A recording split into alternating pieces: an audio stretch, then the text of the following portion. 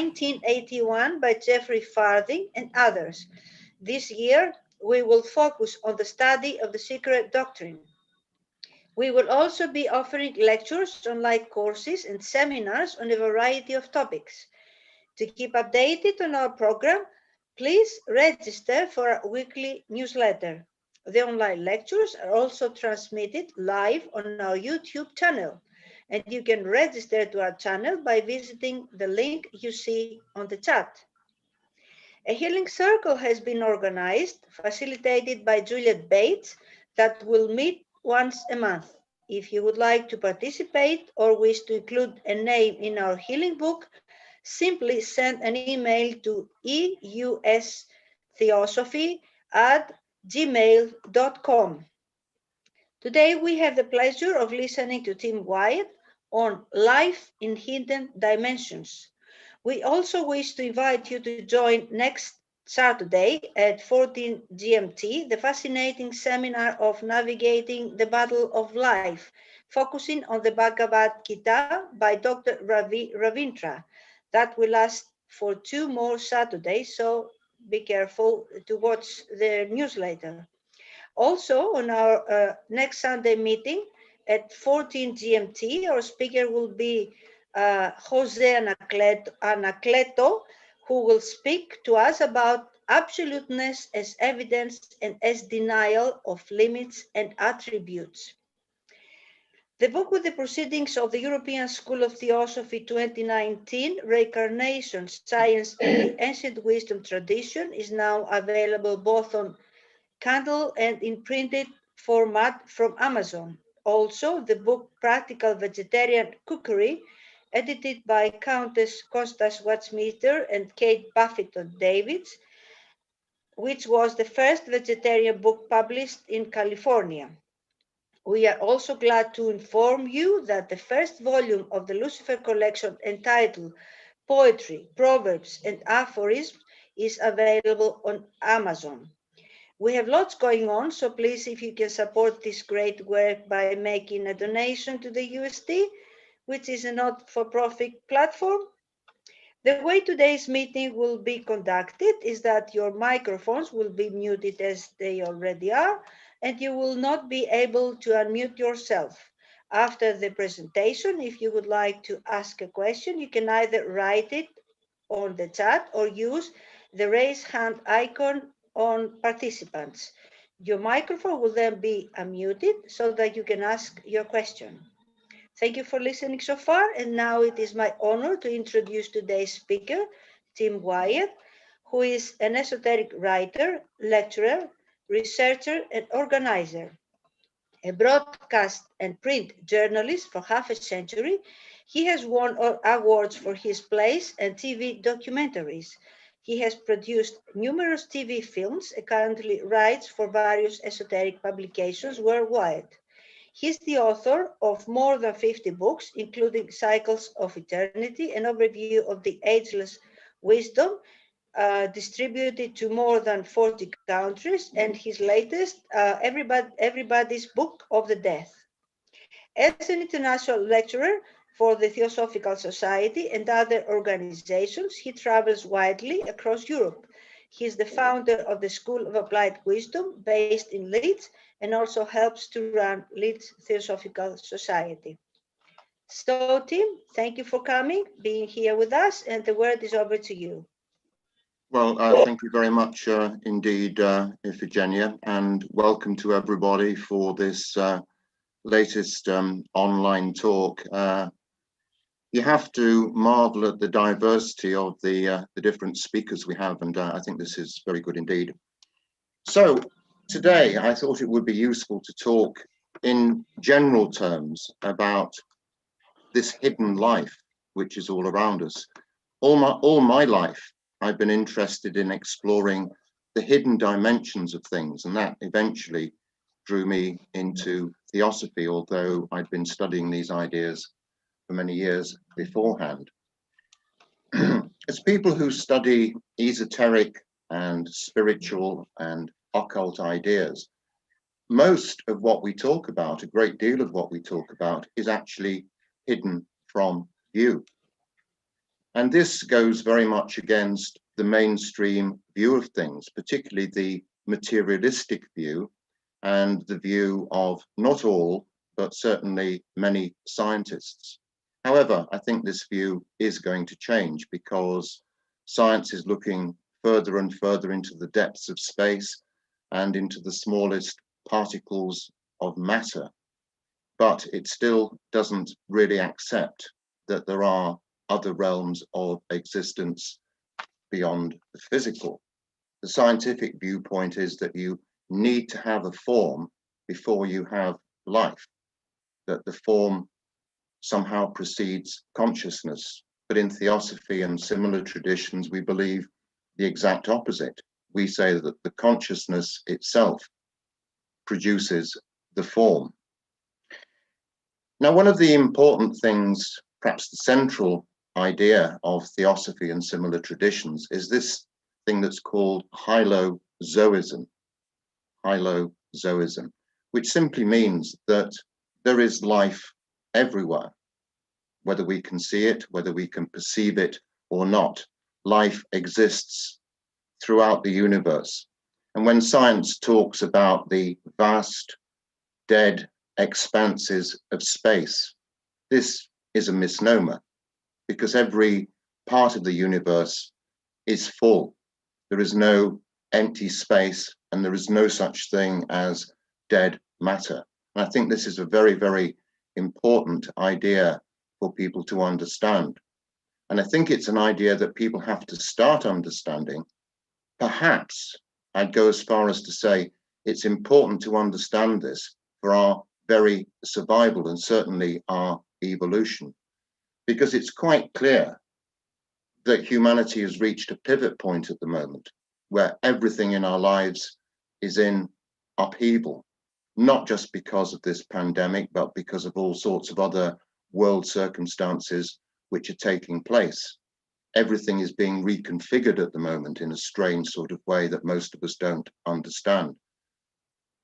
But all the old institutions, the old ways of doing things are collapsing and making way for new things which may or may not be superior to the things that we've left behind.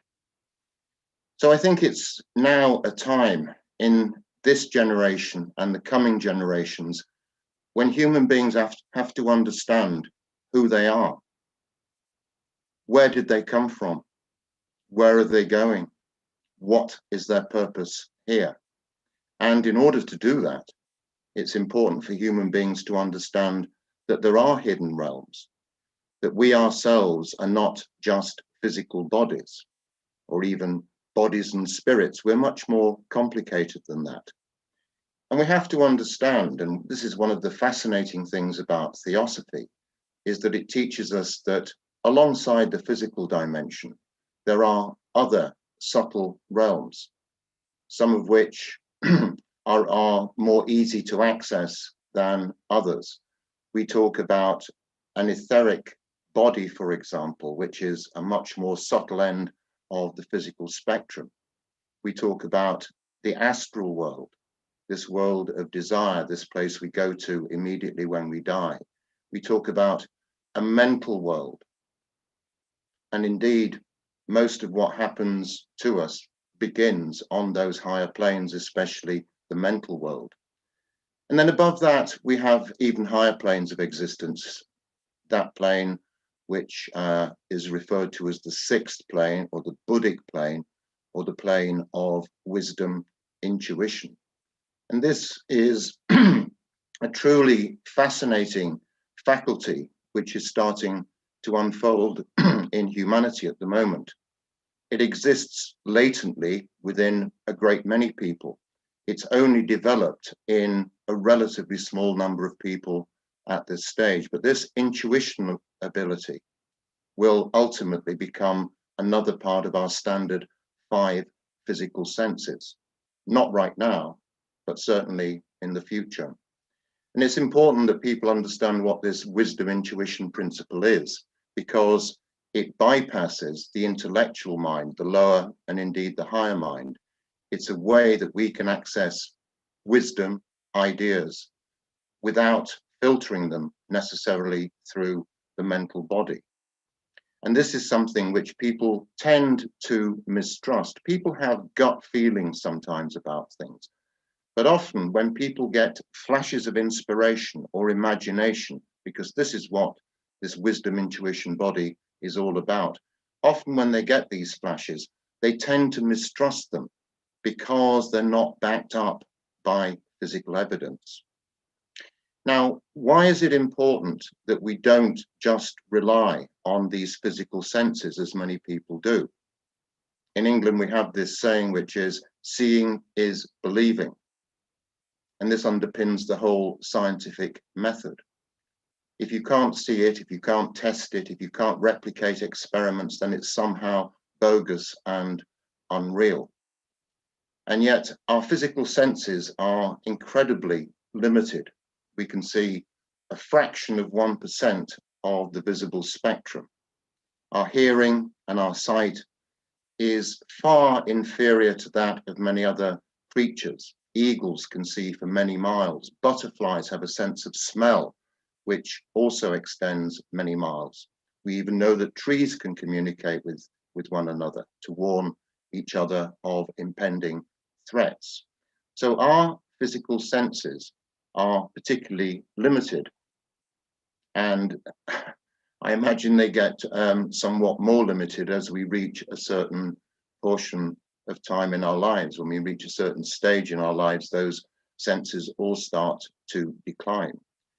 So we have to look beyond that veil, that area of just the physical world, which is sometimes described as Maya or illusion or by other terms. And it's important that we understand that these other realms are not only home to human beings, but home to many other entities as well, which we'll mention a little bit later on.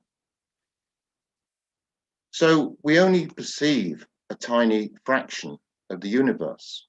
And on the basis of that highly limited information, we base most of our knowledge and most of our judgments and most of our actions. And this is something that human beings will move beyond. And I think theosophy is one of those endeavors which helps us to do that in a more immediate way. Because our future evolution does depend very much on us understanding who we are, and we do have these other faculties to ourselves.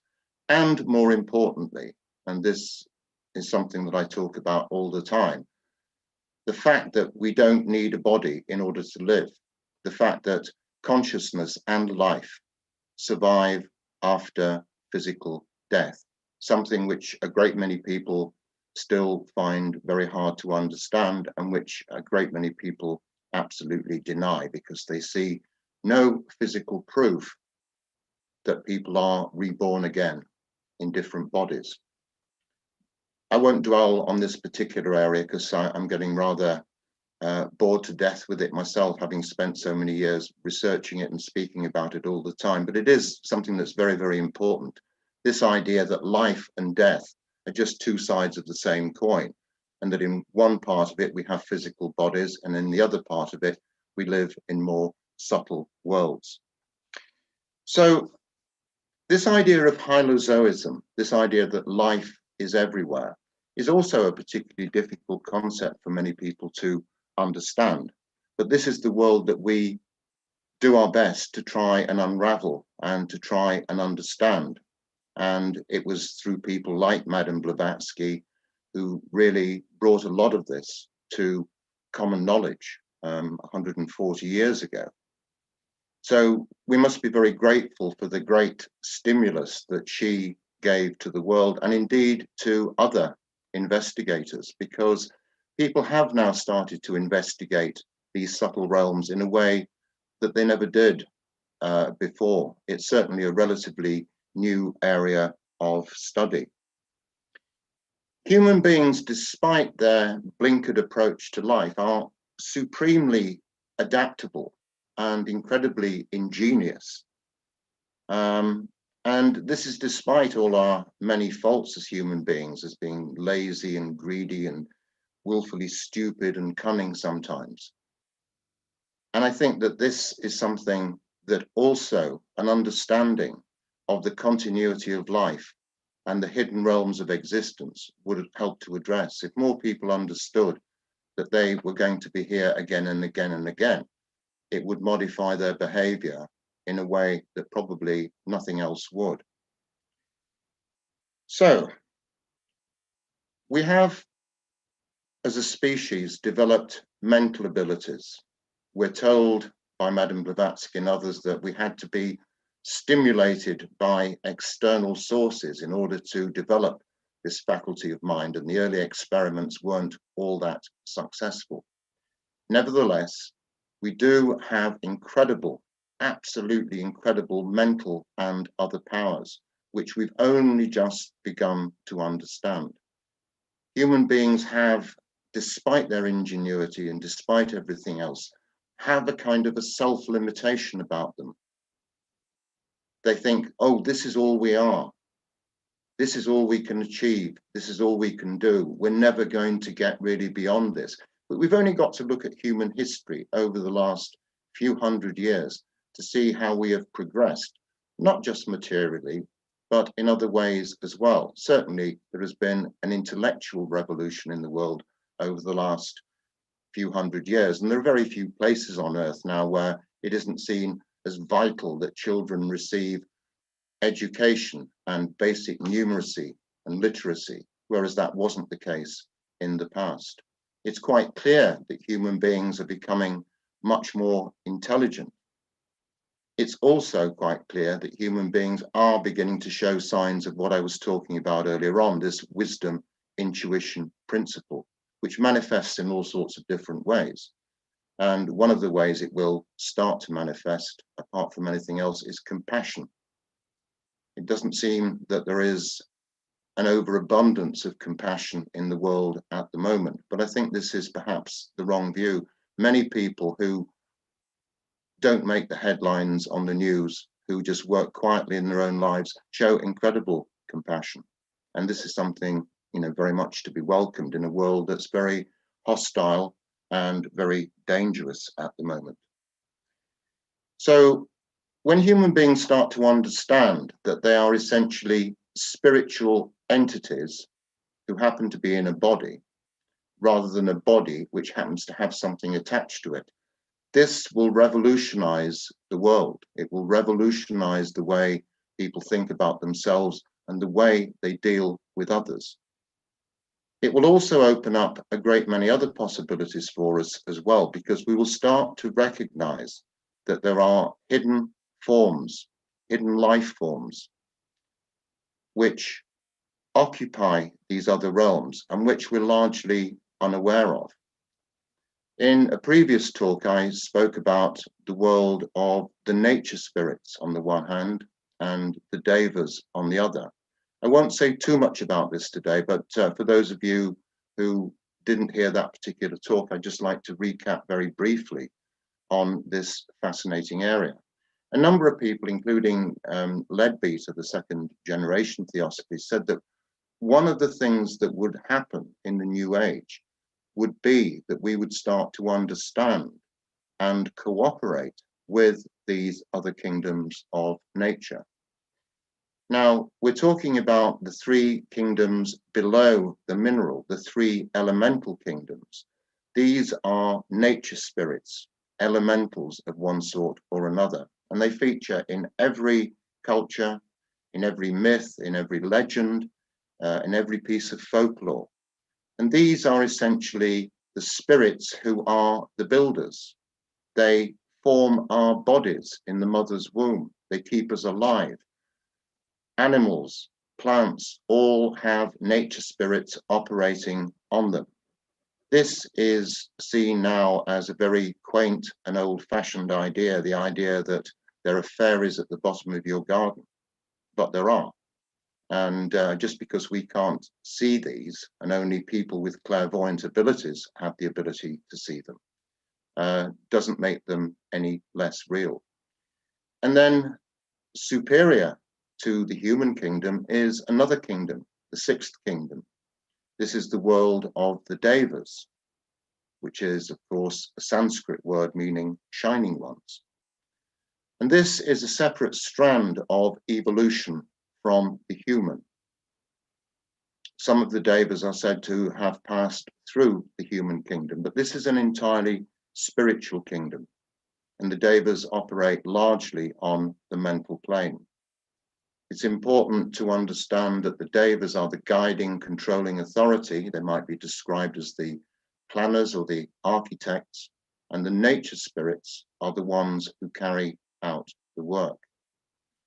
Until the world got very industrialized a couple of hundred years ago, and until electric lighting was ubiquitous, and when most people lived in the countryside rather than in the cities, there was a much greater understanding, belief in, and indeed cooperation with both these kingdoms, certainly with the nature spirits, although many of the nature spirits are said to be naturally hostile to human beings because of our vibrations. It may be that these particular kingdoms, given the fact that they do all this invisible work, are ones that it will be vital to cooperate with, if we're to ensure our own survival, because we have made a great mess of things, particularly environmentally and in other ways as well. We've poisoned the oceans and the skies and the seas and the lands, and we have to do a big cleanup job. And it's all happened. All this destructive stuff has happened in a relatively short slice of history, only within a period of perhaps a couple of centuries or so. And so it will be important that we recognize that these other kingdoms of nature exist and that we can somehow work with them. Now, this is not going to be something that's going to happen today or tomorrow, or even probably within our lifetimes, because this is just a belief too far. If I were to talk about this to most of the friends of mine who don't really believe any of this stuff, they would think that I was completely crazy. And it's a very difficult topic to discuss, but nevertheless, it's one of those areas that we need to understand. The nature spirits, by and large, are not physical creatures. They are group souls, and they operate on the etheric and astral levels mainly. They can be seen physically by some people, and as I say, certainly my own country and every country in the world has its own name for these, and many of them are just localized. Many of them are localized to a particular field or a wood. There are also the devas which operate in the landscape as well. So, for example, every town and city will have a presiding deva. Every park will. Some big public buildings are protected by devas. A mountain would have a presiding, very large deva in control of it, and lesser devas. The devas are also manifested in the weather and in various other ways. It may even be, and this is an area that I'm particularly interested in, unidentified aerial phenomena, or UFOs as they used to be called. Some of these may be ascribed to all sorts of things: secret government projects, aliens from other planets, weather phenomena, and all sorts of other things. But some of them may be the presence of devas, because they can be seen by certain people. Geoffrey Hodgson, whom many of you will have heard of, he was very good at perceiving these, and he actually commissioned an artist to draw some pictures, very fine pictures of what he saw. So this is a world which interpenetrates our own and which we're largely ignorant of. And yet I think it's something that we should try to investigate more. Very difficult, because these entities are not very easy to see. Those people who do have some degree of etheric vision can often perceive them, but it's quite a rarity at this stage. So alongside these hidden kingdoms, Theosophy also talks about a number of mysterious forces which operate in ourselves and in the universe, and which are still largely misunderstood.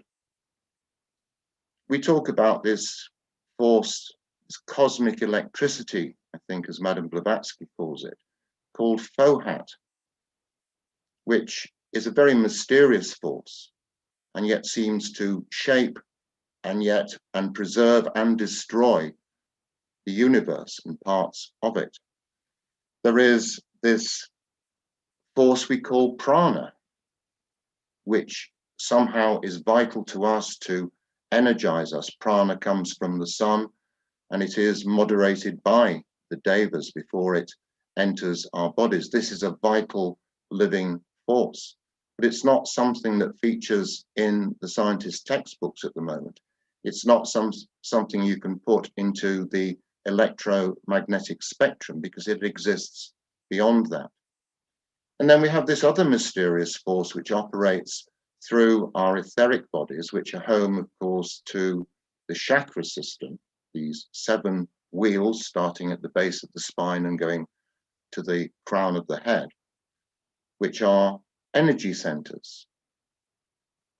And this Kundalini is a very powerful force, and we're told very often that we shouldn't misuse it in any way. The reasons for that is because it is so powerful. If we allow it to rise through the chakras, which become increasingly subtle as they rise up, then we run the risk of burning out some of those pathways, because we will have entered that realm prematurely. It's almost like trying to light a 6-volt torch with a 250,000 volt power line. It will just blow everything out. And so we're always advised that this is a very potent force which shouldn't be misused in any way.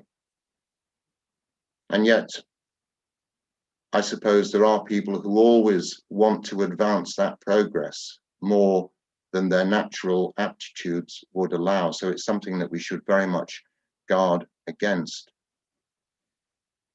Another area which is fascinating but complicated, and which constitutes another series of hidden forces, is what we call the 7 rays. You'll be all familiar with them, so I won't list them all, and it's not particularly an area of great expertise. But this is a fascinating area, because each of us is subject to these particular forces, these different rays. And we have obviously a ray which controls the physical body and a soul ray, and these can't be changed in any particular lifetime. But we also have mental and an astral ray and a personality ray, which is made up of everything. And these can be modified to some extent. And I've been listening to a fascinating series of talks about this by a chap called Ted Capstick recently. Like everything else in what we study, it can be very, very complicated, but the rays themselves each have a different taste or quality or musical note or individuality about them. And when I started looking at my own ray structure some weeks ago, I was quite shocked to discover something about myself. And this is something which has caused me immense problems throughout my life. And this is because I have a first ray astral body, which means that I get upset by the slightest things. I'm quite aggressive and bad-tempered, and I react to things with what's described as a scorpionic temper. Now, apparently, there are ways of being able to modify and eventually to change these particular rays, especially the astral ones. And this is something which I'm working on, because understanding this particular area is going to make my life rather easier, I hope.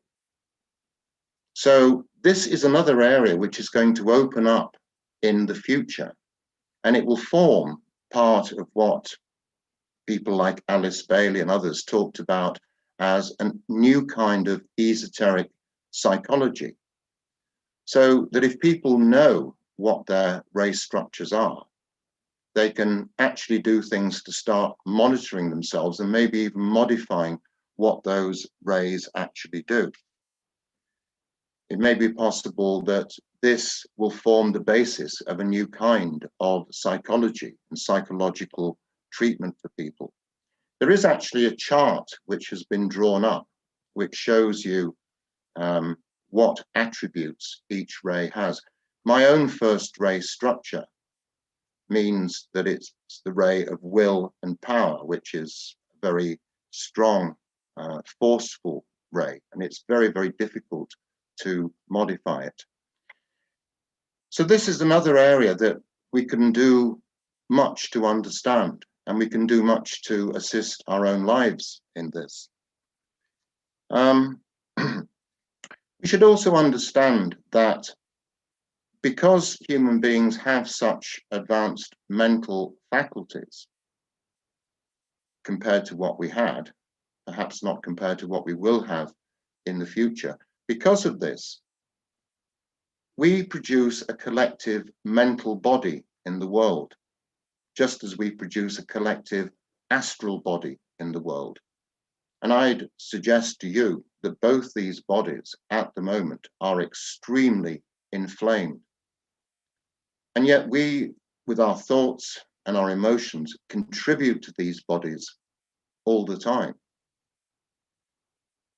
I'm not saying we all have exactly the same thoughts, because clearly we don't, but there is a lot of aggression, there is a lot of conflict taking place in the world at the moment, and you don't need me to tell you that.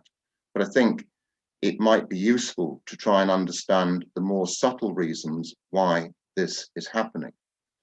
And this brings me on to another thing that we can't see, which is another hidden world, and this is the world of cycles, which I've also written about quite extensively. We do see cycles, day and night, winter and spring and summer and all the rest of it. So we see the cycles of our own lives, but we often fail to see that the world operates in cycles, and that one thing that is true of every single community or civilization that's ever existed is that ultimately it has decayed and diminished and been destroyed, only to be recycled into something else. We are at the cusp of a major cycle at the moment, which most of you will be aware of, this transition from the age of Pisces into the age of Aquarius.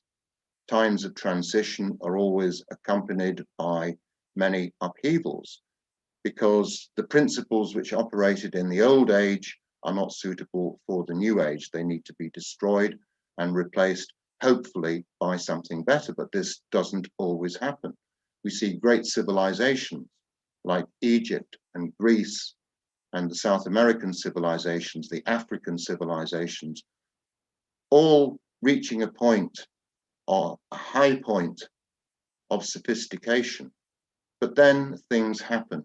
There are geological upheavals, there are wars, there are famines, there are outside factors which always intervene to ensure that that particular civilization, however powerful it has been, eventually comes to an end. And this is how progress is affected. If we just look at things in the immediate term on a day-to-day basis, and we don't look at history and we don't try and anticipate what's going to happen in the future, this gives us a very blinkered and restricted view of the world. When we start to understand this hidden world of cycles, when we start to understand that everything goes through its own process of birth, growth, decline, and death, when we understand this, it makes our own position in these cycles a lot easier to understand and, in fact, to deal with as well. Now, everything, as I say, starts on these inner planes. When we die, we spend a certain amount of time how long is going to depend on each individual and the cycles of the time, but we spend time on these inner planes where we assess what we've done, what we've learned, because we are evolutionary beings, and what we learn, we take with us. And there is this occult maxim, which is often quoted, that energy follows thought. And if we understood this more, we would be able to control our own mental thinking to a degree that we can't at the moment. It's very difficult, as we know, to control our thoughts, particularly our lower minds, which are often called monkey minds. They seem to be absolutely chattering away all the time, a law unto themselves. We have these thoughts which are disconnected, and most people lack any kind of mental discipline to speak of. And this is why techniques for calming the mind through meditation, visualization, relaxation techniques, all sorts of different techniques can really assist us in helping to calm what is basically a churning ocean all the time, all this stuff going through, and these lower thoughts mixed and tinged with emotions. And what we should understand is that, once we've had a thought, it might appear to just vanish into oblivion somewhere, but it doesn't. And nor do our emotions, and nor do our deeds. All these things leave invisible imprints on the universe, and these are manifested as another of those hidden things, karma. Our individual karma, our karma as a nation, our karma as a world. And so understanding this principle is also vitally important. It's important because karma means that there are consequences for absolutely everything. People who don't believe in this can only believe that things happen by accident or randomness or chance or luck or fate or kismet. But everything has a cause, and we are responsible for many of those causes. And when we understand that we're responsible, again, we can start to do something about reshaping our emotions, our thoughts, and our actions in the world, because our actions in the world are largely shaped, as I say, by what we think. Our thoughts are things. This is one of the phrases that intrigued me when I first came into theosophy. Thoughts are things. They are made up of matter, might be much more subtle matter than physical matter, but nevertheless, they are there.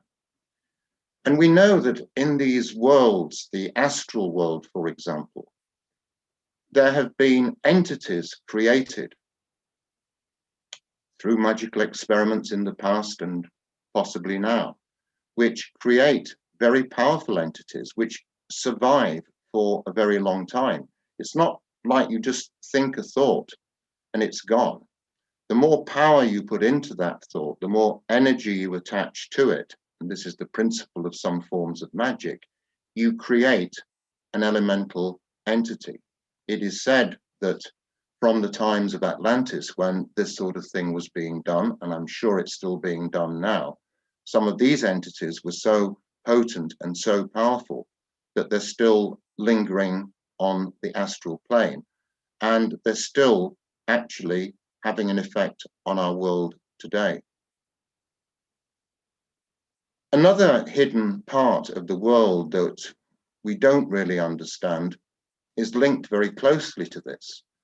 And it's this battle which has been raging on the inner and outer planes, but certainly on the inner planes for thousands of years, between two opposing forces, which we might crudely call the forces of light and the forces of darkness.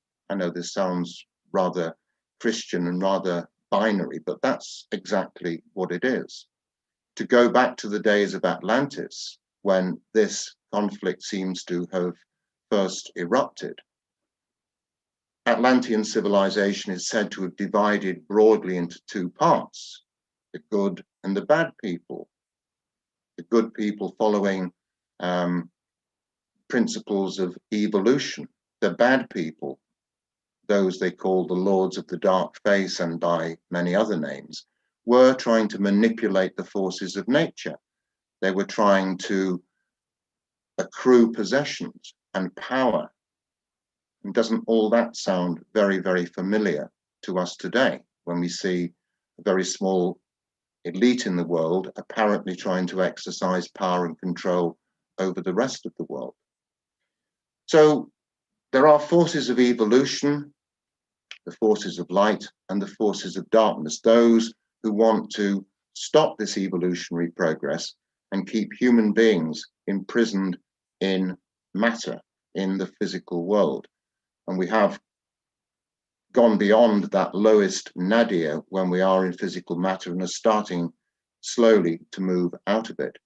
So this conflict has been raging away for a very, very long time indeed, and no doubt will continue to rage for a very, very long time. And this is the nature of the planet that we live on. It is a place of polarity. It is a place where conflict arises easily. I don't think any of us can imagine, although many of us hope for, a world where conflict was certainly diminished. It seems to be one of the central dynamics. It seems to be one of the primary ingredients for our lives at the moment. It seems that human beings are somehow evolving through these conflicts. But these conflicts don't start on the physical plane, they start on the more subtle planes. It's perhaps quite a depressing thought to think that wars produce these extremes. They produce extreme good in people. We see incredible acts of compassion, and they produce acts of unspeakable brutality. Because in wars, the mental principle is very, very important. You create a mass mind.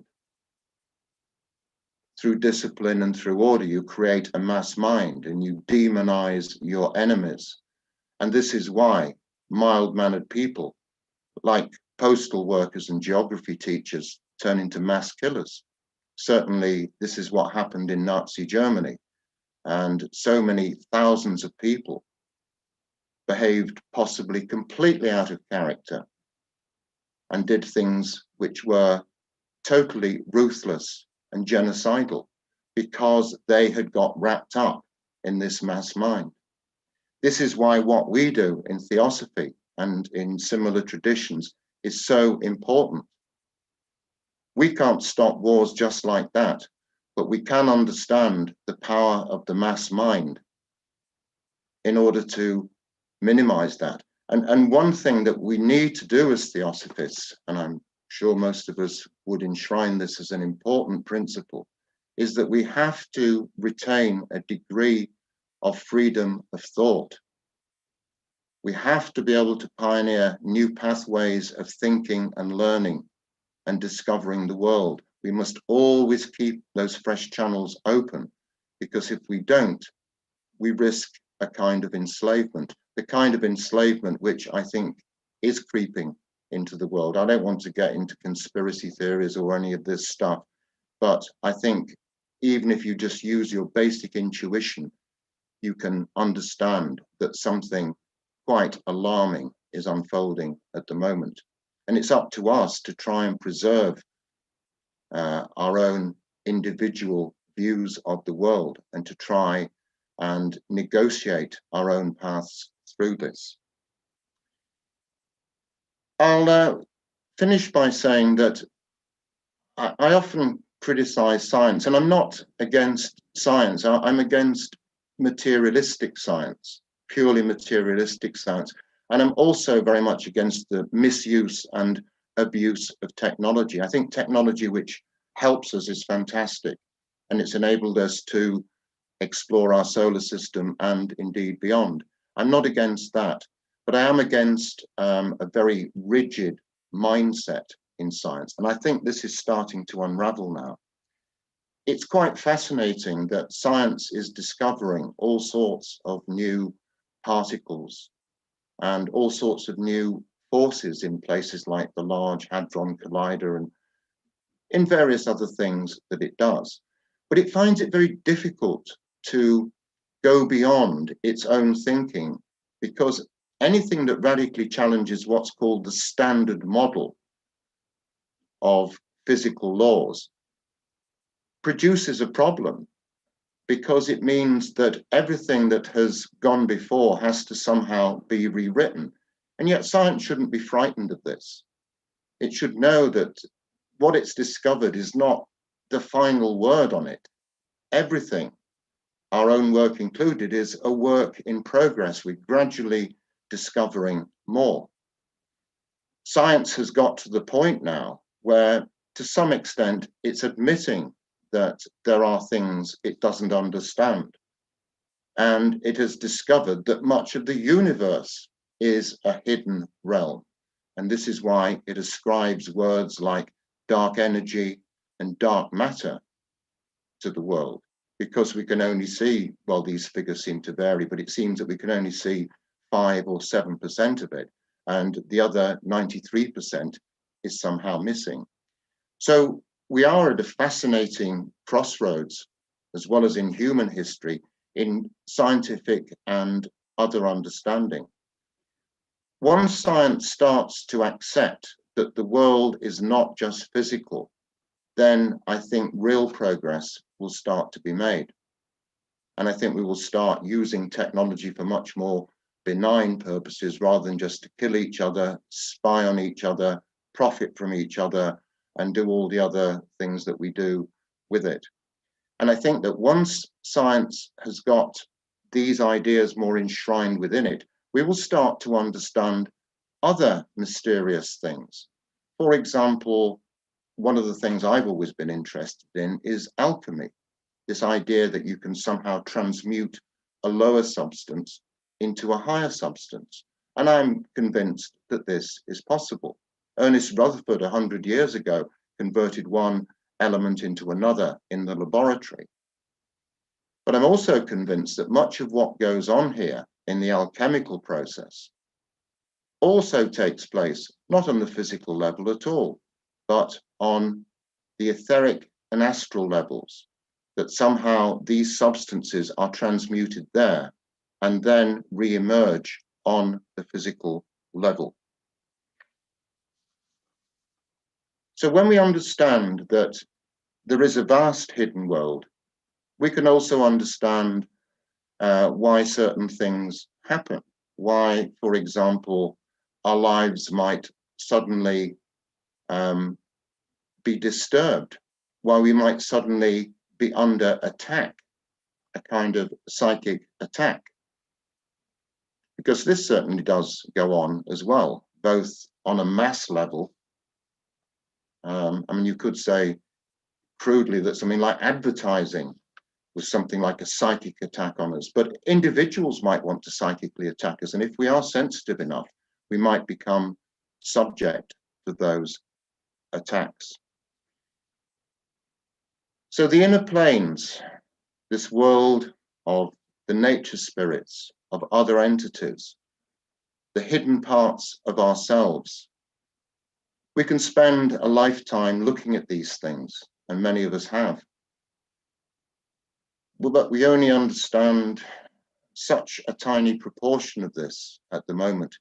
It's almost like if you consider the whole secret 1,000-piece jigsaw, we only have maybe a dozen pieces or a couple of dozen pieces, because as Madame Blavatsky said all those years ago, she, with all her insights and all her knowledge, had only lifted a very tiny corner of the veil. So we know there is much, much more to discover. And when we understand that much of it is not readily available to our limited physical senses, that will be, I think, a great leap forward for all of us. Thank you very much for listening.